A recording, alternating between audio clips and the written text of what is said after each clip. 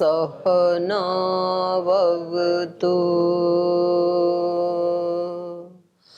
सहनौ भुनक्तु सह वीर्यङ्करवावहै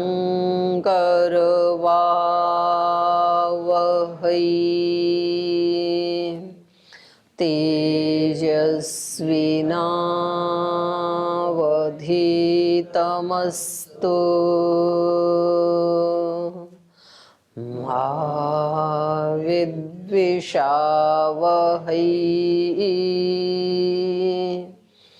ॐ शान्ति शान्ति शान्तिः। सूत्र पाठ। ओम। अथ तृतीयः पादः।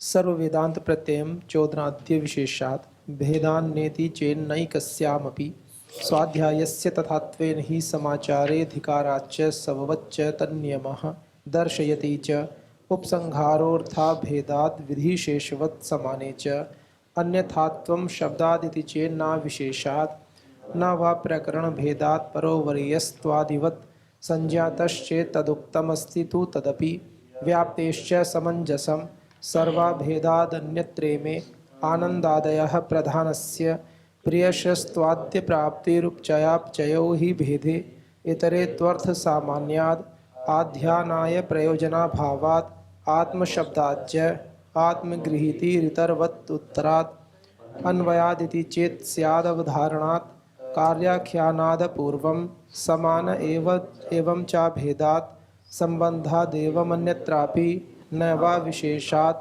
दर्शयति च संभृति द्युव्याप्त्यपि चातः पुरुषविद्यायामिव चेतेरशाम् आम्नानात् वैधाद्यर्थभेदात् हानौ तु पायनशब्दशेषत्वात् कुशाच्छन्दस्तुत्युपगानवत् तदुक्तं साम्परायेत्तर्तव्याभावात् तथा हि अन्ये छन्दता उभया विरोधात् गतेरत्वत्वम् उभयथा अन्यथा हि विरोधः उपन्नस्तल्लक्षणार्थोपलब्धेर्लोकवत् अन्यमः सर्वासाम विरोधः शब्दानुमानाभ्यां यावत् अधिकारम् अवस्थितिराधिकारिकाणाम् अक्षरध्यां त्ववरोधः सामान्य तद्भावाभ्याम् औपसद्वत् तदुक्तं यद् आमननात् अंतराभूतग्रामवत् स्वात्मनः अन्यथा भेदानुपपत्तिरिति चेन्नोपदेशान्तरवत् व्यतिहारो विशिंशन्ति हि तरवत् सैव हि सत्यादयः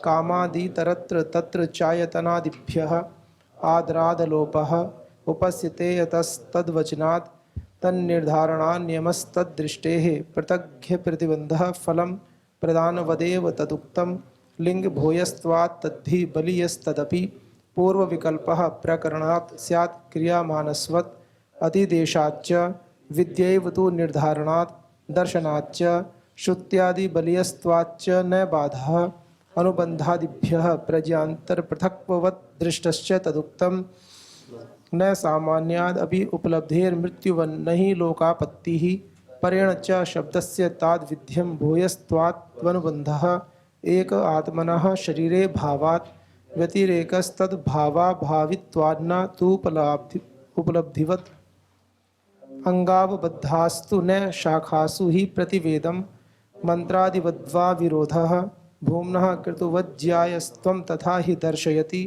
नाना शब्दादिभेदात् विकल्पो अविशिष्टफलत्वात् काम्यास्तु यथा कामं समुच्चीयेरन्न वा पूर्वहेत्वभावात् अंगेषु यथाश्रयभावः शिष्टेश्च समाहारात् गुणसाधारण्यश्रुतेश्च न वा तत्स्वभावाश्रुतेः दर्शनाच्च इति तृतीयः पादः। तो आइए अभी भाष्य पढ़ते हैं।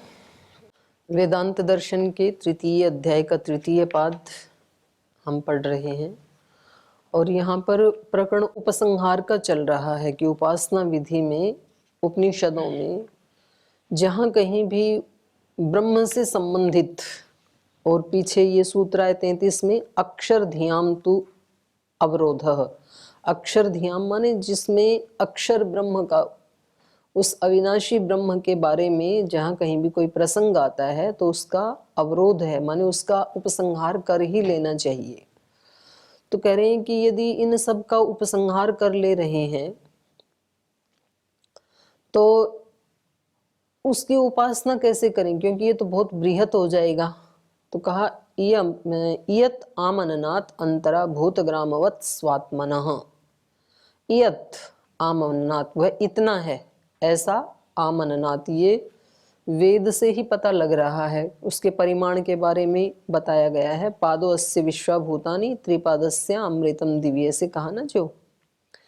तो ये जो दिखाई दे रहा है, एतावान महिमा पुरुषः, एतावान महिमा अतो ज्यायाश्च पुरुष, वो पुरुष इससे भी बड़ा है। तो कह रहे हैं ये तो जो ये इसकी महिमा बताई जा रही है, तो भूत ग्रामवत, जो भूतों का समूह है, भूतों का समूह माने पंचभूतों से ये जो सारी सृष्टि बनी है, जैसे उसके बारे में परिमाण बताया जा रहा है कि ये सारा उस ब्रह्म का एक पाद है। एक पाद का मतलब यहाँ पर 1/4 अर्थ नहीं लिया है, पाद के 2 अर्थ होते हैं, 1/4 अर्थ भी होता है और एक अंश अर्थ भी होता है।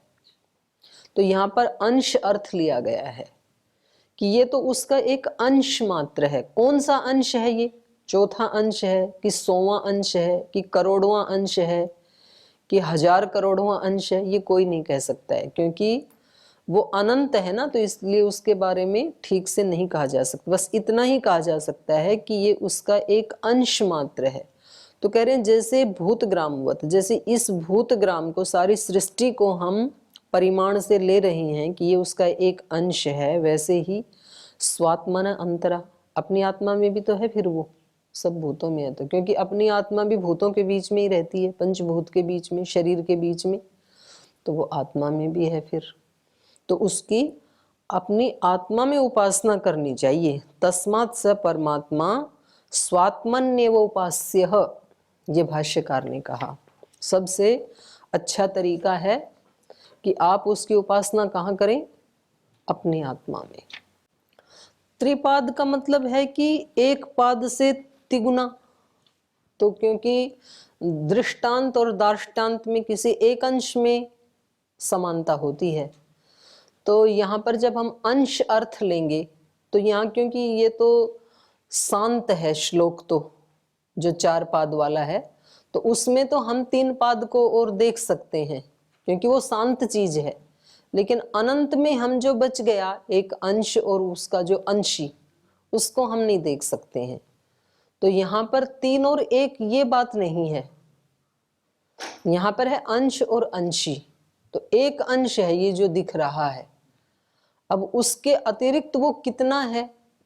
आप कहो कि ना जी इससे तिगुना ही नहीं है, इससे हजारों गुना है, ऐसे कहीं आप, तो भी वो सीमित हो गया। भाई ठीक है, हजारों गुना कितना भी बड़ा होगा, लेकिन तो भी वो मापने में तो आ ही गया। तो यहाँ पर वो अर्थ हम नहीं लेंगे। यहाँ पर अर्थ इतना ही है कि ये जो है ये उसका बस एक अंश है और बाकी का जो है उसका वो अनंत है। जी, ये एग्जैक्टली यही बात कि बाकी जो बचा वो भी तो अनंत ही है। हाँ, वो अनंत है, ये भी अनंत जैसे ही है, लेकिन इसको हम फिर भी चलो शांत मानना चाहें, वैसे ये भी अपने आप में एक अंश भी अनंत ही है। ये जो सृष्टि है इसको यदि हम मापना चाहें तो इसको भी नहीं माप सकते। इसका एक एक परमाणु भी अपने आप में अनंत है। जैसे मनुष्य के शरीर में एक रक्त की जो बूंद है, उस बूंद में कितने तत्व हैं वो अनंत है। जो डॉक्टर्स ने जो पैरामीटर्स बना लिए, जो तत्व ढूंढ लिए, तो वो खुद कह रहे हैं कि जी ये तो हमने 20% भी नहीं ढूंढ पाए, 80% तो अभी हम भी नहीं जानते हैं। तो हर चीज उसकी अपने आप में अनंत ही है। अनंत का अंश भी अनंत ही होता है। कोई चीज शांत है तो उसका अंश भी शांत होगा, पर कोई वस्तु अनंत है तो उसका अंश भी तो अनंत ही होगा। जी, ओम प्रसिद्धि जी। जैसे ये लोगों की रचना के विषय में ऐसे करते हैं कि जैसे पाताल लोक और ये अंतरिक्ष लोक, द्यूलोक, इस दृष्टिकोण से भी तो ऐसे हो सकता है ऐसे, जैसे पादों में भी व्यक्त कर देते हैं। तो जो जिनका वर्णन मिलता है जिस प्रकार से, उनको मान लिया 4 लोग के हिसाब से 4 पाद ऐसे, बाकी का नहीं है तो वो अनंत तो है ही। ऐसे भी ना ना ना ना, ये जो भी दिखाई दे रहा है, अंतरिक्ष तो दिख ही रहा है, द्युलोक भी दिख ही रहा है आपको, पृथ्वी भी दिख रहा है, जिनको आप लोक कह रहे हैं वो सब तो एक अंश में ही आ गया, उसको 4 नहीं कहेंगे। ये कह रहे हैं जो दिखाई दे रहा है ना सारा, या हमने सुना है शब्द प्रमाण से जाना है, वो सारा तो एक अंश में आ गया, और ये सारा उसकी महिमा है। इस सारी सृष्टि को क्या कहा? भगवान की महिमा, और वो इससे बहुत बड़ा है। एतावान अस्य महिमा अतो ज्यायांश्च पुरुषः। तो ये कहा ना इन्होंने ऋग्वेद में, महिमा रूपा जगत, इस सारे जगत को तो महिमा कहा है उन्होंने। तो बस अनंत को तो, और देखो उसको अनंत को अनंत भी वही व्यक्ति कह पाएगा जिसने बहुत ज्यादा अनुभव किया है उसका। जिसने थोड़ा भी अनुभव नहीं किया तो वो तो उसकी अनंतता को भी नहीं जान पाएगा। ये भी कोई ऋषि ही कह सकता है कि भाई हमने बहुत जाना, और बहुत जान करके इस निष्कर्ष के ऊपर पहुंचे कि उसको जाना नहीं जा सकता। ये बात भी वो कह सकता है जिसने बहुत जाना है, उसको वो कह सकता है ये कि हमने कितना जाना, बहुत ज्यादा जाना, वो व्यक्ति ने बहुत, उसको तृप्त है वो, भाई मैंने तो इतना ज्यादा जान लिया उसको, और फिर इस निष्कर्ष पे पहुंचा कि जो मैंने नहीं जाना वो तो अनंत है। जैसे उनके बारे में आता है ना, अगस्त ऋषि के बारे में, कि कई जन्मों में उन्होंने इतने ज्ञान को प्राप्त किया, और फिर उनसे इंद्र ने पूछा कि भाई आपको और ऐसे ही 100 जन्म दे दूं तो क्या करोगे? तो बोले मैं विद्यार्जन करूंगा। बोले 700 साल हो गए, विद्यार्जन हुआ नहीं, बहुत ज्यादा वो विद्वान थे। तो बोले कि ये 700 साल में तो जो जान पाया वो ऐसे है जैसे समुद्र के किनारे बालू पड़ी है और उसका एक कण जाना हो मैंने। तो अभी जो नहीं जाना वो इतनी तो बालू के कण, और उसके बाद ये अनंत समुद्र, ऐसा ज्ञान है उसका। तो ये बात भी वो ही कह सकते हैं जिन्होंने इतना जाना 700 साल में। तो वो ही ये कहते हैं कि उसको जाना नहीं जा सकता है। ठीक है, आगे चलो। तो ये ऊपर से मैं ले रही हूं 2-3 पंक्तियां। अथच अत्र सूत्रे 198 पृष्ठ के ऊपर 35वें सूत्र की अंतिम पंक्तियां ले रही हूं।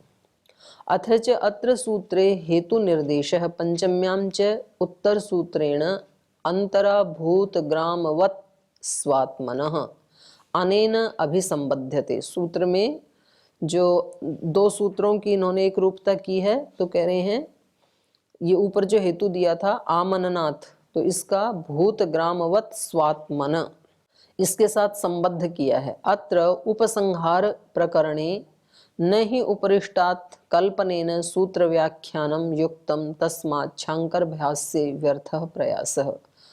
शंकराचार्य जी के सूत्र की यहाँ पर थोड़ी वो कर रहे हैं, टिप्पणी कर रहे हैं। वैसे ऊपर से ही इन्होंने किया था। शांकर भाष्ये अपि उपसंहार विषय स्वीकृतः इदं प्रयोजन सूत्रम समाने विज्ञान उपसंहारो भवति। पुनः अतिक्रांतस्य विद्यैकत्व विषयस्य इयत् आमननात् इति सूत्रे कः प्रसंगः। उन्होंने ना अपने सूत्र में ये जो दोनों सूत्रों की एक रूपता है, तो वहां पर विद्या का एकत्व बताया है। जैसे 197 पृष्ठ पे जो सबसे नीचे वाली पंक्ति है उसमें आप देखेंगे, शांकर भाष्य अभी शंकराचार्य जी ने अपने भाष्य में क्या कहा, तस्माद् अनवद्यम विद्यैकत्वम। बोले इसमें ये निर्दोष है। क्या निर्दोष है? उपसंहार करना। उपसंहार का विषय जो है बताया जा रहा है ये निर्दोष है, क्योंकि विद्यैकत्वम, विद्या की एकता होने से, ये अर्थ किया। तो ये कह रहे हैं विद्या की एकता वाली बात तो चौथे सूत्र से चल ही रही है, उपसंहार तो विषय चल ही रहा है, तो उसको यहाँ बीच में ला करके ये अर्थ करना ये उचित नहीं है। ये इनके बारे में टिप्पणी कर रहे हैं। समाने विज्ञान उपसंहारो भवति, बोले ये तो चल ही रहा है, पहले से ही ये सूत्र चल रहा है, तो इसको इन्होंने प्रयोजन सूत्र क्यों बताया? क्योंकि जो कहा जा चुका है उसको पुनः अतिक्रांतस्य विद्यैकत्व विषयस्य इयत आमननात् इति सूत्रे कह प्रसंग, जो पहले से ही कहा जा चुका है उस बात को इयत आमननात्, इस वचन से इसका एकत्व बताने का कोई प्रसंग नहीं है। तो ये चल ही रहा है, तो खैर ये सामान्य टिप्पणी है। अब आगे बात है अन्यथा भेदानुपपत्ति रीति चेत न उपदेशांतर्वत। कह रहे आप ये कह रहे हो कि भाई ये इतना तो इसकी महिमा है, इससे बड़ा वो पुरुष है, और फिर दूसरे मंत्र में कहा अतो ज्यायांश्च पुरुषः अतो महिमा रूपा जगत ज्यायान परमात्मन इयत्ता प्रदर्शिता। तो ये अगर आप सब जगह उपसंहार करने लगेंगे तो भेद अनुपपत्ति, तो कहीं भेद रहेगा ही नहीं ना भाई। जहां जहां भी उपनिषद के वचनों में ब्रह्म से संबंधित प्रसंग हैं उन सब का आप उपसंहार कर रहे हो, तो उन प्रसंगों में भेद क्या रहेगा? तो अभेद हो जाएगा सारा। तो फिर वो अलग अलग प्रसंग बनाना, अलग अलग उपनिषदों में उनको लिखना, वो सब व्यर्थ हो जाएगा, अभेद हो जाएगा ना। अन्यथा भेद अनुपपत्ति, भेद की अनुपपत्ति होगी, भेद नहीं रहेगा तो सब एक ही जैसा हो जाएगा, तो ये दोष आएगा। ऐसा यदि कोई कहे तो न, ऐसा नहीं कहना चाहिए उपदेशांतर्वत, क्योंकि उन प्रसंगों में दूसरे दूसरे उपदेश दिए गए हैं, तो इसलिए सब में अभेद नहीं होगा, भेद तो रहेगा। तो भाष्य पढ़ते हैं तत्र एतावानस्य महिमा अतो ज्यायांश्च पुरुषः पादोस्य विश्वभूतानि त्रिपादस्य अमृतम दिव्ये, ऋग्वेद का मंत्र है। इति मंत्रे, इस मंत्र में कहा अतः ज्यायांश्च पुरुषः। अतः का अर्थ क्या है? अतः मतलब महिमा रूपा जगतः, ये जो महिमा रूप, क्योंकि इस सारे जगत को क्या कहा? ईश्वर की महिमा कहा। एतावान अस्य महिमा, ये इतनी उस पुरुष की महिमा है और वो इससे भी बड़ा है। तो कह रहे हैं इससे बड़ा, अतः महिमा रूपा जगत ज्यायान इति परमात्मन इयत्ता प्रदर्शिता। तो परमात्मा की इयत्ता इसमें दिखाई दे रही है, क्योंकि जगत जो दिखाई दे रहा है इतना और इससे वो 3 गुना ज्यादा है, तो बोले यहाँ तो इयत्ता दिखाई दे रही है। जगत ही अत्र इयत्ता साधनम उक्तम तदेव जगत उत्तरस्मिन् भागे पादो अस्य विश्वभूतानि पाद शब्देन उक्तम तत्र उभय संदर्भयोः या ही एक वाक्यता रूपा भेद अनुपपत्ति एकांगता सा अन्यथा स्यात्। तो कह रहे हैं यहाँ पर ये जो इयत्ता दिखाई है, जगत ही अत्र इयत्ता साधनम, तो इस इयत्ता का साधन क्या बन रहा है? जगत ही बन रहा है ना। जगत के कारण ही तो उसकी इयत्ता दिखाई जा रही है कि भाई इतनी उसकी महिमा है, तो वो इस महिमा से भी बड़ा है। अतो ज्यायांश्च पुरुष ऐसे कहा जा रहा है ना, तो उसकी इयत्ता दिखाने का साधन क्या है? जगत है। जगत ही अत्र इयत्ता मतलब इतना, जिसको मापा जा।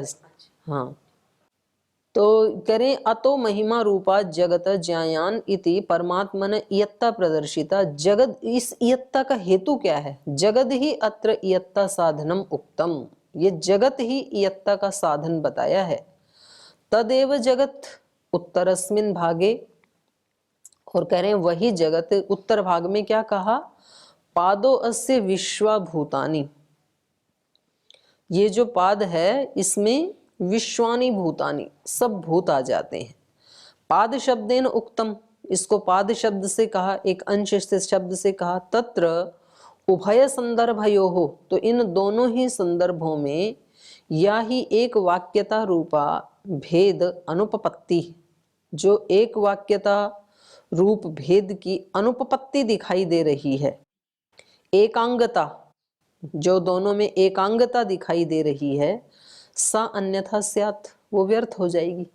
यदि सबका उपसंहार कर रहे हैं तो अभी तो 2 चीजें दिखाई ना, कि भाई एक पाद में ये सारा जगत है और बाकी वो इससे भी बड़ा है। दो चीजें दिखाई दे रही हैं और दोनों का आपने उपसंहार कर दिया तो भेद की अनुपपत्ति होने लगेगी ना, अभेद हो जाएगा, सब एक ही हो जाएगा, ये कह रहे हैं। यतः स्पष्टम ही अत्र भिन्न भिन्न अभिप्रायेण मंत्रस्य पूर्वोत्तर भागो प्रवर्तेते, क्योंकि कह रहे हैं यहाँ तो स्पष्ट रूप से ही भिन्न भिन्न अभिप्राय से मंत्र के जो दो भाग हैं, पूर्व भाग और उत्तर भाग, वो प्रवर्तेते प्रवृत्त हो रहे हैं। एक भाग में पाद की इयत्ता बताई जा रही है, उत्तर भाग में उससे बड़ी महिमा बताई जा रही है। तो यदि एक ही कर दोगे तो ये तो व्यर्थ हो जाएंगे। महिमा नामना पूर्वस्मिन पाद नामना उत्तरस्मिन निर्दिश्यते, तो पहले वाले पाद में महिमा नामना, महिमा के नाम से उसकी इयत्ता को बताया, और पाद नामना उत्तरस्मिन निर्देश्यते, और तीन पाद के नाम से उत्तर में बताया गया है।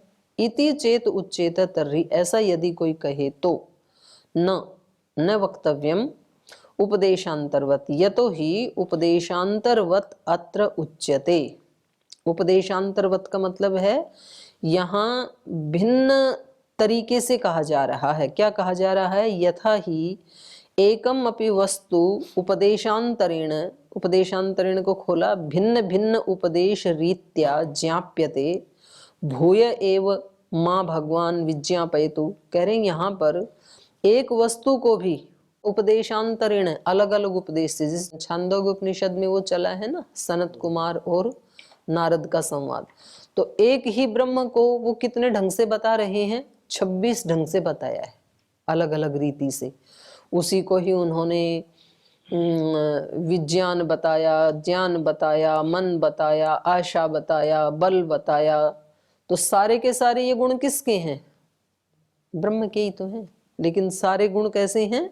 उपदेशांतर रीति से, भिन्न भिन्न उपदेश रीत्या, उपदेश की अलग अलग रीति से, अलग अलग प्रकार से वहां पर ज्ञाप्यते, उसको ज्ञापित किया है सनत कुमार ने। और नारद जी पूछते जा रहे हैं, भूय एव माँ भगवान विज्ञापयतु, हे भगवान आप मुझे इससे आगे और बताइए उस ब्रह्म के बारे में। तो एक ही चीज को अलग अलग ढंग से बताया जा सकता है ना, तो भेद की अनुपपत्ति है या उपपत्ति है यहाँ पर? तो भेद की उपपत्ति हो रही है ना, अलग अलग ढंग से बताया जा रहा है। तो कह रहे हैं तद्वत अत्रपि विज्ञेयम, तो ऐसे ही यहाँ भी जान लेना चाहिए, यहाँ अभेद नहीं होगा। अत्रपि विज्ञेयम यत् पूर्वम तु जगत महिमा इति नाम धृत्वा ततो ज्ञायान परमात्मा इति उपदिष्टम।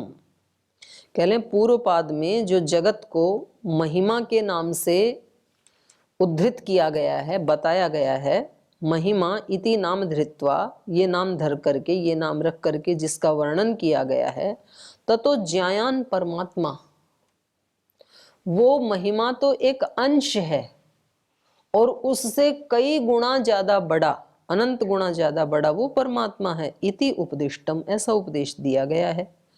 पुनः तस्यैव जगतः पाद इति नाम विधाय तद ऊर्ध्वम त्रिपाद रूपम अमृतम तम एव परमात्मानं वर्णयति उपदेशांतरेण इति। तो यहाँ पर क्या किया गया है कि एक पाद में महिमा नाम से इस जगत को बताया, ये भी उसी का ही रूप है, ब्रह्म का ही। जगत ब्रह्म से अलग नहीं है, ये भी उसी का ही रूप है।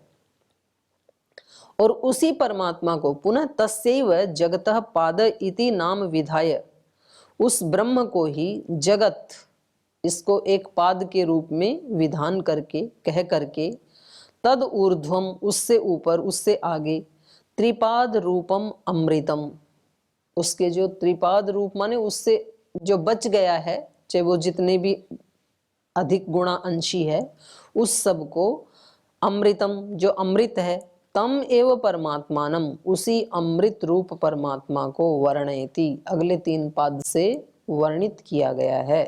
उपदेशांतरेण, उपदेशांतर से, जैसे वहां नारद सनत कुमार में एक ही ब्रह्म को अलग अलग रीति से उपदेशित किया गया है, वैसे ही यहाँ पर भी त्रिपाद और एक पाद के माध्यम से उसी ब्रह्म को वर्णित किया गया है। तो ये यहां तक हो गया उपसंहार का विषय। उपसंहार का मतलब जहां जहां कहीं उस ब्रह्म से संबंधित वर्णन है उस सब को आप उपासना में एक दूसरे के साथ लाके मिला सकते हैं। तो ये हमारे को एक विराट ऑप्शन दे दिया हमारे ऋषियों ने। मतलब हमारे ऋषियों की ये उदार हृदयता कही जाएगी। नहीं तो ये ऐसे भी कह देते कि भाई इसी रीति से ही उपासना करनी है आपको, किसी एक चीज को ले, ऐसे नहीं कहा इन्होंने। या तो फिर ऐसे भी कह सकते थे कि भाई वेद में 20,000 मंत्र हैं तो रोजाना एक एक मंत्र से करना है आपको, तो भी विविधता तो हो ही जाती, लेकिन विविधता में भी फिर वो एकता हो जाती, क्योंकि रोजाना एक का करना है, उसी एक का करना है उच्चारण, तो भी हम बंध जाते ना। लेकिन उस सारे बंधन को खोल करके हमारे को इतना मुक्त कर दिया इन्होंने कि आप जिस भी रीति से उपासना करना चाहें और जिस भी भाव को आप उभारना चाहें, आपको सुविधा हो और वो कहीं आगे पीछे वर्णित है तो आप वहां से उसको लाके अपनी उपासना में उसका उपसंहार कर सकते हैं। तो ये चौथे सूत्र से 36 सूत्र तक सारा उपसंहार का विषय था। अथ व्यतिहार उपदिश्यते, अब इसके बाद व्यतिहार का उपदेश कर रहे हैं। व्यतिहार भी वैसा ही होता है उपसंहार की तरह ही, लेकिन बस इसमें अंतर इतना होता है कि उपसंहार में चीज कहीं एक जगह से उठा के यहाँ ला करके ऐड की जाती है, और व्यतिहार में ऐसा होता है कि यहाँ वाली वस्तु वहां भी जा सकती है और वहां वाली यहाँ भी आ सकती है। माने आदान प्रदान जिसको कहते हैं, या जिससे गांव में पहले वो होता था ना वस्तु विनिमय, भाई आप हमारे को अनाज दे दो हम आपको घड़ा दे देंगे। हाँ, तो ये उसका यहाँ आदान प्रदान वाला जो विषय है, मानो किसी एक प्रसंग में परमात्मा के 10 नाम गिने हैं और उन 10 नामों में सत्य या अहिंसा ये 2 नाम कॉमन है दोनों जगह, और बाकी के 8 नाम अलग अलग हैं दोनों जगह। तो आप 8 को इधर ला सकते हैं और इधर के 8 उधर जा सकते हैं, ताकि दोनों जगह 18-18 नाम हो जाएंगे। या उनमें से 1-2 आप इधर ला सकते हैं, 1-2 उधर ले जा सकते हैं, जो इच्छा हो। तो इसको कहते हैं व्यतिहार। तो देखिए भाष्य में देखते हैं, व्यतिहारो विशिंसन्ति ही इतरवत सैव ही सत्यादयः। कह रहे हैं इतरवत उपसंहार की तरह। व्यतिहार से इतर क्या होगा? उपसंहार, जिसका अभी अभी हमने वर्णन पढ़ा है, सुना है। इतरवत व्यतिहारो विशिंसन्ति, उपसंहार के समान ही जो व्यतिहार है वो भी विशिंसन्ति, निश्चित रूप से उसी की विशेषता बताता है। किसकी? ब्रह्म की। तो उसी की विशेषता बताता है। क्यों? सत्यादय ही सैव, क्योंकि जो सत्यादि नाम उसके बताए हैं वो सा एव वही विद्या है, वो ब्रह्म विद्या ही है, अध्यात्म विद्या ही है। तो इसलिए व्यतिहार भी हो सकता है। अनयो सूत्रयो एक वाक्यता अस्ति, ये 37-38 सूत्रों की एक वाक्यता है, दोनों मिलकर के एक वाक्य बनते हैं। व्यतिहारः, व्यतिहार को बता रहे हैं क्या है। एकस्मिन् वाक्ये वर्णितः वर्णितस्य गुणस्य अन्यस्मिन् उपसंग्रहः उपगमो वा भवति उपसंहारः। कह रहे हैं किसी एक वाक्य में वर्णित जो गुण है, एक वाक्य में वर्णित गुणों का अन्यस्मिन् उपसंग्रहः, कहीं अन्य वाक्य में जाकर के उपसंग्रह करना या उपगम होना, इसको क्या कहते हैं?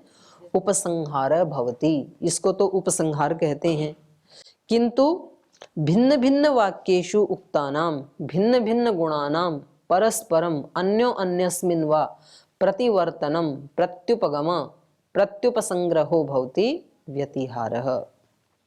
लेकिन भिन्न भिन्न वाक्यों में कहे हुए जो भिन्न भिन्न गुण हैं ईश्वर के, उनमें परस्परम अन्यो अन्यस्मिन् वा प्रतिवर्तनम, परस्पर एक दूसरे की तरफ जाना। प्रतिवर्तनम को ही कहा प्रत्युपगमः, प्रत्युपगमय को कहा प्रत्युपसंग्रहः, इसी को ही क्या कहा? व्यतिहारः।